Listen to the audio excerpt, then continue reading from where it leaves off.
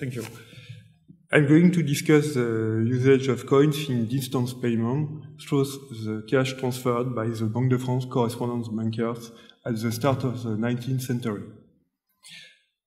After a decade of revolutionary unrest, payments of place to place are made for a significant part of cash, mainly in 5 franc silver coins, the most used in commercial transactions.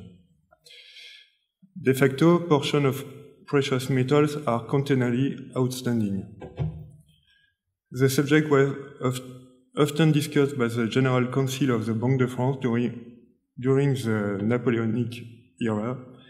In June 1805, the Regent VII, specialist in monetary matters, referred to the tension felt by the general circulation of cash because of the deprivation of coins relegated in the stagecoaches baskets.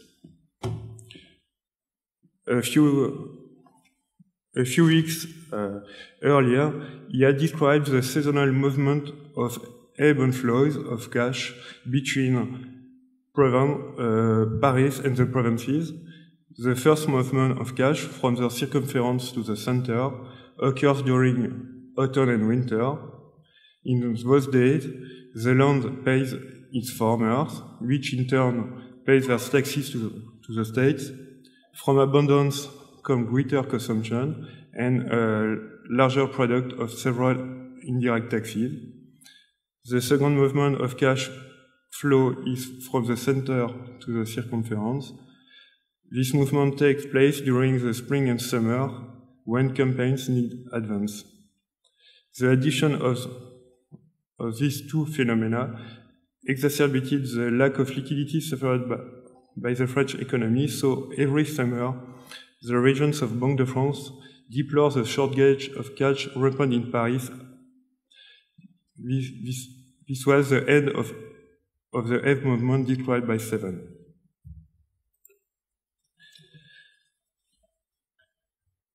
The Banque de France was set up in the Hôtel Massiac, Place des Victoires, not far from the main financial institution.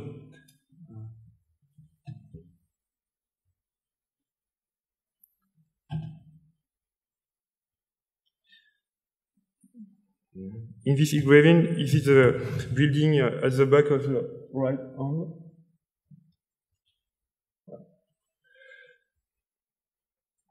Next, we can see the Ministries of Treasury, Finance, the Stock Exchange, the Post Office, and the Messagerie. This area is a financial center of Paris in Napoleon's days. In order to be close enough of this institution, 2/3 of Paris bankers were located in close proximity. The stagecoaches entered the Banque de France through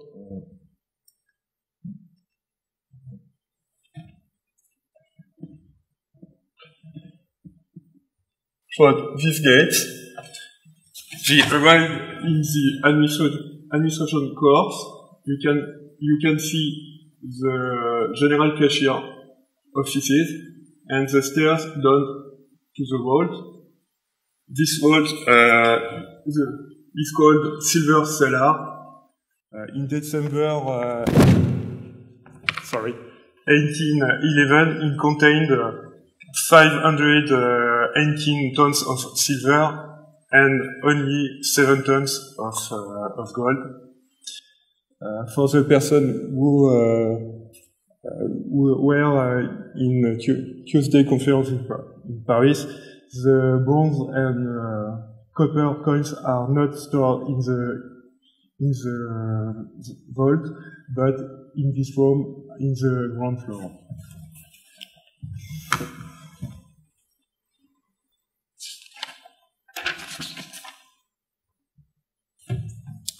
The French Revolution liberalized the transport sector by ending the monopoly of the old Messagerie Royale.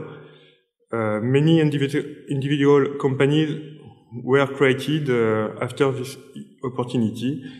focus in a relatively short destination from Paris and provincial cities. Nevertheless, they represented 2/3 of the French network. Since April 18, the Banque de France has used the services of the Entreprise Générale des Messageries, in blue on the maps, for sending funds. This private company are established Rue Notre-Dame-des-Victoires, not far from the bank head offices. With a network of 7,000 kilometers, it remains the largest company in the sector. The map shows that the geographical coverage was not complete. Transport in the Rhône Valley and in the southeast was entrusted to the Messageries du Rhône and du Midi, in red. Besides transport, the almanac says that the two companies had a collection agency, particularly responsible recovery from the commercial bills, Paris on provinces and provinces on Paris. So they are in direct competition with the banks making payment outside of Paris for their customers. The two networks that operated the junction in Lyon do not serve the whole country. The correspondent bankers of the Banque de France also used the services of local contractors, in green in the map, not the good agreement of the various actors. Despite the competition, the Banque de France has signed an arrangement for all its roads with Entreprise Générale des Messageries, which itself manages relation with other transport companies.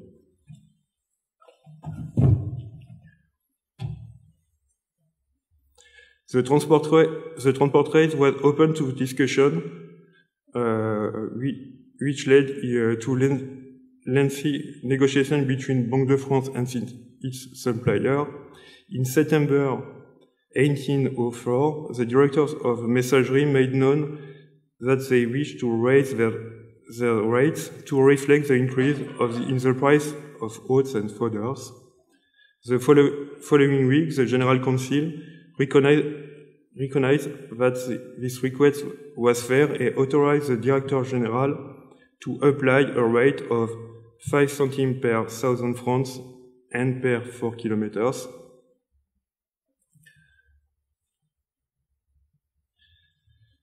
The graphic shows an increase of the price of oats and aize in the early years of the conciliate, and the price of aize is quite high during the period.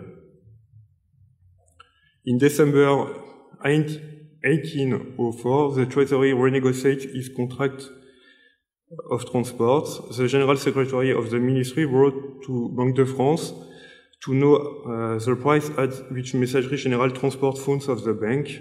The two institutions have had substantially the same rates, only deferred the cost of transporting copper coins.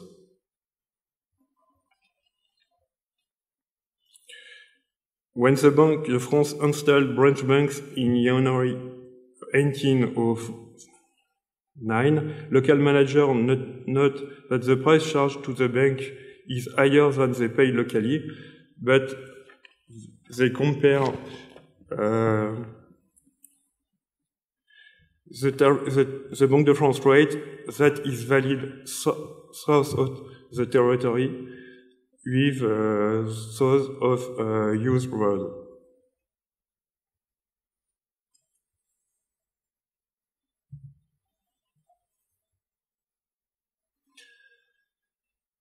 This is the activity of the correspondent bankers of the Banque de France per year. At its height, the network had 150 branches and covered an area delimited by Hamburg, London, Cadiz, and Leghorn. While redeeming corporate bills and public notes was their main activity, Banque de France correspondents were also responsible for discounting corporate bills on behalf of the bank, redeeming banknotes, and representing the bank in courts. They contributed to the different services that the bank provides to the states outside Paris, payment of annuities, pension, management of the national lottery. They were also responsible for providing economic data, sending local stock price, and rating the main merchants according to their credit risks.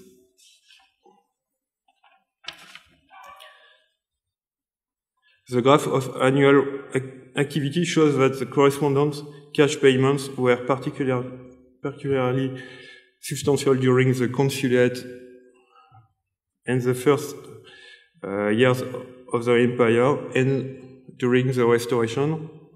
In order to perform a comparison of payment at the national level, I chose to study the part of French coins in payments. She remains stable between 1802 and 1805 to about 65%, and between 1817 and 1819 in 33%. I choose to limit the study of payment made by the Banque de France for these two periods, where the proportion of coins remains stable.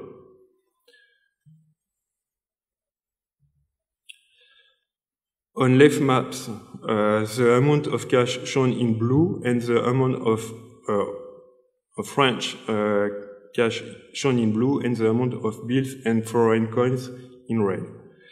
On the right, the proportion of French coins in payment is graduated from light to dark. During the years 1802 and 1803, correspondent bankers should recover more than 70 million francs in treasury bills and commercial paper. The concentration of activity around Paris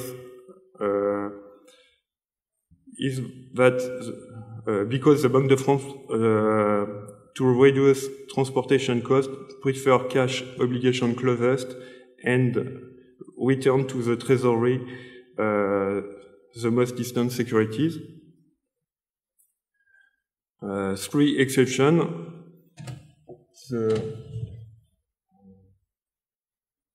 The Seine-Oise, the Seine-Inférieure, and the Nord, because the bills of the district was kept by the Caisse d'Amortissement for its operation. The proportion of cash is dominant in an area of 600 kilometers around Paris, north of Bordeaux-Lyon line. Beyond this limit, payments are made almost exclusively in commercial paper or foreign currencies.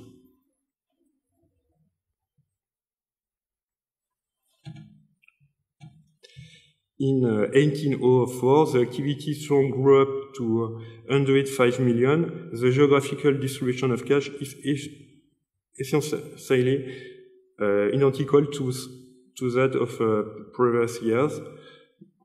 Note that some regions, such as Burgundy or Orléanais, could provide a greater amount of bill of Paris.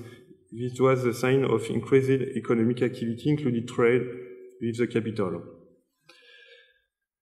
In 1805, the activity doubled, the proportion of coins still remaining stable.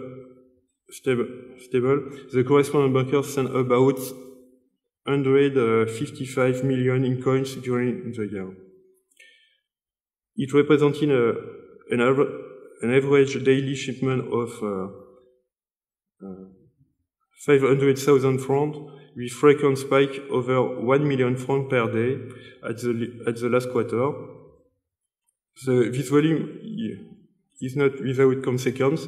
In June 1805, the Region 7 submitted a report from the General Council of the disadvantage to take too much cash in provinces because it returned there immediately. He believes that it results in the general circulation of cash, suspension and stop, infinitely harmful to trade.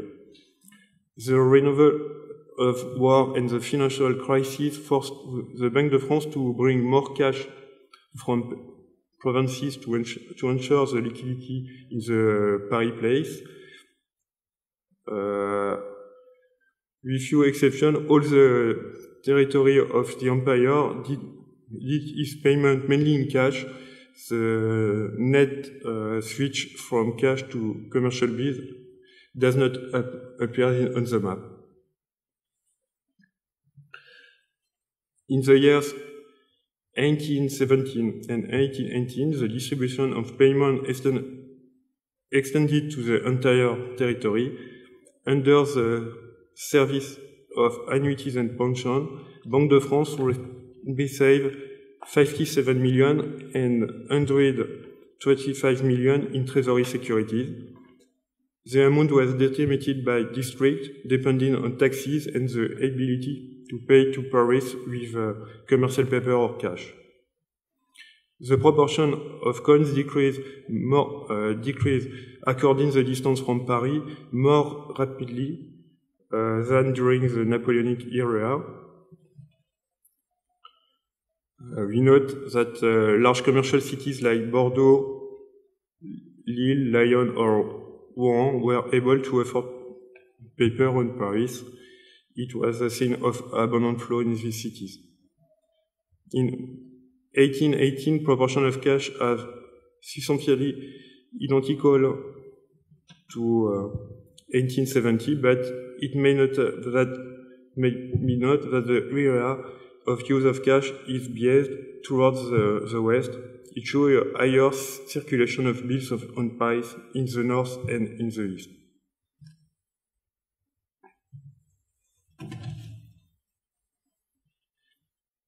The transport cost of coins were proportional to the distance, while the cost of sending commercial paper by mail was negligible. One might think that the use of coins would be negatively correlated with distance from Paris. The graph above shows contrarily a networking from cash to bills around 600 kilometers under the consulate and around 500 kilometers under the Restoration. The coefficients of determination are too low. Linear regression are not really representative. If the respective cost of 0.75% and 0.63% is compared with the discounting rate of the Banque de France, it's happened in the both periods that this cost corresponded of cost of discounting commercial paper at 45 days. We know from surveys of Chamber of Commerce and some data on provinces kept by the Banque de France on the Paris exchange rate side between 0.5 and 1% loss in the early 19th century. Buying effect is theoretically more advantageous than sending cash. If a trader could get paper from a modest amount for this price, correspondent bankers who make sizable payments purchase more larger volume. Frequently, they are observed in the Paris Stock Exchange that short exchange on the province up to par or above in times of high demand. The same thing must happen in the province during the correspondent bank transaction. Purchase should change the level of domestic exchange on Paris and bring the average maturity of 45 days at par.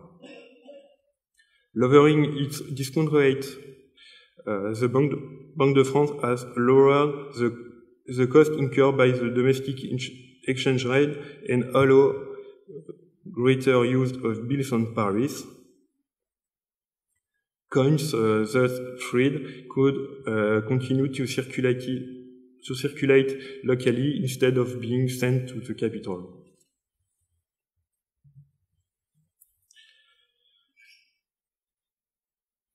A much greater of proportion of coins. I made a model with the proportion of coins used during the consulate, and I compare it. I applied the model in the payment during the restoration to compare the evolution of the both structure of payments. A much greater of proportion of coins in the consulate model are observed. 113 million against 65 million. 57% against 33%. The proportion of the model is lower than the average of 65% observed from 18 to 1804 because the distribution of the delegation were more homogeneous than those of fiscal bonds under the consulate. Correspondent bankers were able to liberate 48 million francs in cash compared to the situation 15 years earlier. The point decrease in the discount rate has decreased the cost of commercial paper. It represents 12 million or 6% of total payment. Not that large commercial places could make all the return in bills, then they would have to use cash to complete their payment by the consulate model.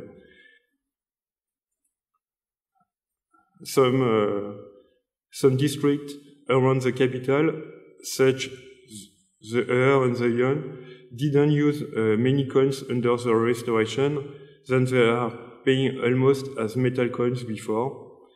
The rest of the money, freed, 36 million, is due to the general increase in the volume of bills in Paris. The correspondent bankers of the Banque de France were able to reduce the proportion in cash in their payment by 25 points compared to the situation during the empire. If this result is extrapolated to all payment, we see a significant amount of metallic money not being relegated to the Scottish basket, just increase the money supply actually available. This windfall could finance economic activity and invest in the royal loans, which first public sales began in May 1919.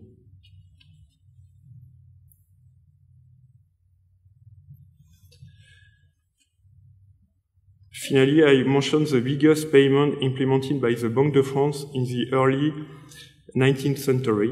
In autumn 1904, the issuing bank and its Madrid partner decided to invest in bills issued by the Kaya deconsolidation. However, the treasury bonds fell sharply following Trafalgar, and the bank wanted to sell these securities. In January 1806, the Deputy General Director d'Ibarra was sent to audit mission in Spain. Also, he had to sell the bank securities. At the same time, the French government decided to sell Spanish treasury bond worth 30 million francs. The minister wanted that d'Ibarra was responsible for the transaction. The Banque de France accepted, but to prevent suspected enrichment, the transaction was recorded directly by the Treasury. The archive of the ministry burned in 1871, and you have not yet found the report of d'Ibarra in the bank archive. For the Banque de France, speculation resulted in a loss of 29%, and the payment was made all in bills on Paris. Unfortunately, we have no information about the treasury operation. In conclusion, also the part of cash in payment declined significantly between 18 and 1918. It still represented a third of payments during the Restoration. Despite the high cost of transportation, metal coins remained, however, a competitive advantage over commercial paper, whose cost increased exponentially with the volume due to the domestic exchange rate system. This advantage probably lasted until its extension in the 1850s. Thank you.